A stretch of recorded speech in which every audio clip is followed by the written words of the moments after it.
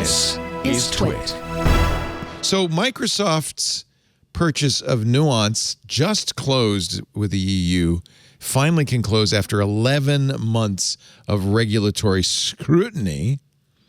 That's why the Mandiant thing, while interesting, doesn't, we always get the headline, Google to acquire Mandiant, $4.5 billion deal, but we don't really mention, and that may go through in a year after all the regulators get a hold of it.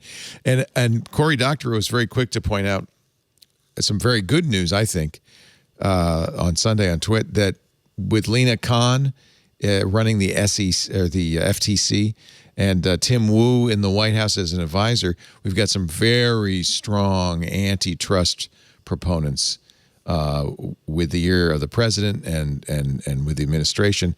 And this may, in fact, not be a very good time to make big deals. This would be the second largest deal in history for Alphabet. I'm trying to think of what the largest would be. Was it Android, maybe? $5.4 billion. Mandiant is a cybersecurity company. They had FireEye. They bought FireEye, so for a while they were called FireEye, but that Mandiant FireEye, or now just Mandiant. They publish reports about. We often quote their reports about cyber campaigns. They are often the ones that identify nation states as involved. And in fact, the U.S. intelligence agencies, apparently, according to the Wall Street Journal, rely on insights provided by Mandiant. Oh, you want to know the biggest acquisition? Yeah. Motorola Mobility for $12.5 billion. Wow. How much was YouTube? It was like $1.3 billion or something. 1.65. Yeah, it was nothing. 5.4 billion. Why would Google want a cybersecurity company, I guess is the question. They need something to differentiate their cloud products. It gives them, and if you think about it, Microsoft has a huge cybersecurity business. They have their whole forensic. Well, and Google has Project Zero and, Tavis Ormandy, and they have a very good security group. But they may just be looking at it as the next big thing you need to have to be a cloud provider. A service an infrastructure provider even. Yeah. I don't know. Microsoft was trying to buy it, weren't they? Yeah. Wall Street Journal talked to a cybersecurity analyst at the bank Needham Group, Alex Henderson, who said it's not a great fit, in my opinion. The acquisition will test the degree to which Google can use Mandiant's consulting services, that's their business, by the way, to sell automated cybersecurity tools tailored to cloud-only environments. He said the deal will put Google into more direct competition with Microsoft, as you said, Stacey. Annual revenue for Microsoft security business, $15 billion. This is big business. Oh. But does Google want to become a security consultant? That's because that's the business. I think it's become so much more relevant, and what we're seeing happen, especially with the digital transformation, is that a lot of companies are trying to go get all of their infrastructure and tech expertise in just a few places. Yeah. So if you have that consultancy and can offer it, then you can just go all in on Google, right? You don't have to. The journal says Mandiant is often called by a company once they realize they've been hacked to mop up and figure out why and how not to do it again. Behind every single hack is a phone call to Mandiant. I'm not kidding. Anytime you see like Colonial Pipeline, any of these, they call me. No, it's a very well-known name. So that's the question. Does Google want to have this as a business and they charge, and you call Google Mandiant and they come in, or do they want to offer this as value add to their existing cloud business? I assume they'll start just by owning it and offering it. Yeah. And then they'll look for ways to integrate it. But if they're smart, they'll leave it enough alone for a while and then start to bring what they can in-house additive to their own stuff, is my guess. Stacey, you're inspiring a question. isn't this like a transitional point as what IBM went through? Right. Well, we make computers, and then they became a consulting company. And well, we offer hosting, but we need to offer a whole set of services. And, I wouldn't, does Google at some point buy a top 7 accounting firm, and they become a business consultant? It seems like it's on the order of that, right? Yeah. It's buying that kind of capability. Yeah. You're right. I'm trying to think of any other business that Google has that is, because everything else is pretty much automated, even all their ad stuff. The only that would be the only place I'm not familiar enough with their business. You don't bring in Google consultants to help set up your company network or to move you to the cloud. But maybe you do. Maybe that's the new thing. Maybe that's the way they can grow. Maybe versus Amazon. Or maybe they see it as something they can productize. Yeah. Maybe in 2 years they'll be like, all right, we've learned everything we can from these consultants, and now we've turned it into an AI service. Do you think that part of this comes from the fact that Google's looking at the fact that they're a weak third in cloud? It's Amazon, it's Microsoft, and then everybody else. Yes. And Microsoft is a consulting company too, isn't it? Yeah.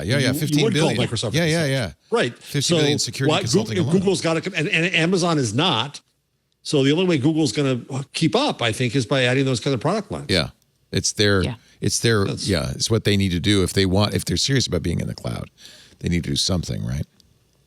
That makes sense. Well, the cloud is the new mainframe, right? Yeah. If you take the IBM example, then that's where you end up going. 1,000 people in the cloud business, just their souls just curdled. I know, exactly. Oh, exactly. I love it. That's what I love the heresy of it.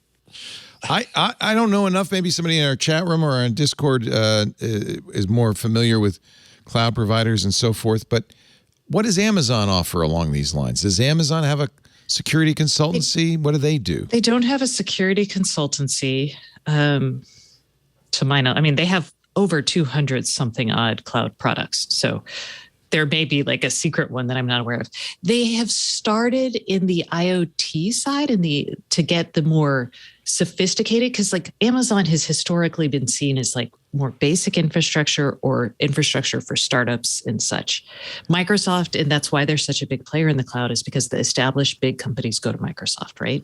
So to get some of that business over as part of like the big companies doing digital transformations, Amazon has started to add some consulting around like data analysis and predictive maintenance and optimizing your cloud infrastructure for some of this, but they don't have anything, to my knowledge, on the security side. No, in fact, I'm looking at a list of Amazon security tools for AWS, and almost all of them are completely automated. They're just it's just software running in the background, that will tell you Amazon Inspector, a security assessment service for applications deployed on EC2. AWS Shield, fully managed distributed denial of service protection. DDoS protection service. I think we actually use Shield, the web application firewall, all that stuff. This is all software. So they mustn't. That's interesting. And yet they're number one. So maybe you don't need that. Yeah, but they're not it's not mutually exclusive to put your infrastructure on Amazon and then use Microsoft security stuff. Right. So that's another thought process. Google is not doing a bang up job being this awesome cloud service provider. It's number 3, right? Distant number 3. What if it can then come in and say, I'm going to offer a security service that competes more with Microsoft, but you could be an Amazon customer, and maybe I'll make it more googly, feeling more developer friendly than maybe a Microsoft option. Right before this story broke, Mandiant actually put out a report saying that the prolific Chinese hacking group APT41 had compromised multiple U.S. state government networks. This is according to Mandiant. The group conducted a months-long campaign during which it targeted and successfully breached at least 6 U.S. state networks, all of which have been notified by Mandiant, but they did not publish which states. It's interesting. You want to know how the hack happened? There is a software application offered, I think, by the Ag Department, widely used in many states, called USA Herds. It's an animal health management tool, and it used Log4Shell. No. Log4j, rather. So it was vulnerable to Log4Shell according to Mandiant, between May 2021 and February of last month of this year. Apt 41 used vulnerable internet-facing web applications to gain a foothold into state networks, including exploiting a zero-day in USA herds and the Log4j logging library. Mandiant said Apt 41 began exploiting Log4Shell within hours of the vulnerability being announced in December of last year. So there you go. As soon as there's disclosure, you are vulnerable. Led to the compromise of 2 U.S. state government networks and other targets in the insurance and telecoms industries. After gaining that foothold on the network, Apt 41 went on to perform extensive credential collection, which I guess got them into the other networks. In one instance, they used a SQL injection vulnerability in a proprietary web app. Wow. So this is nation-state hackers. This is China. I'm sure Russia's doing the same thing. But one of the things Mandiant said is, while everybody's looking over at Russia, don't forget there are other major threat actors continuing operations as usual. Yikes. Yikes. So I'll stay one more second. Just one more second. I'm trying to think, as a brand, who would you more likely call for consulting if they had the arms? Google or Amazon? Ooh, those are really terrible options. Yeah, Google? really. I trust Google. Google. You might call IBM or HP or, I would call honestly, Microsoft. Dell. Yeah. But- Microsoft. Yeah. That, I think, is the essence of this. I think that's you inspired it, Stacey and Leo, but I think that's they may see that it's the missing piece they have to have. Who are you going to call? Oh. Google. All right, thanks.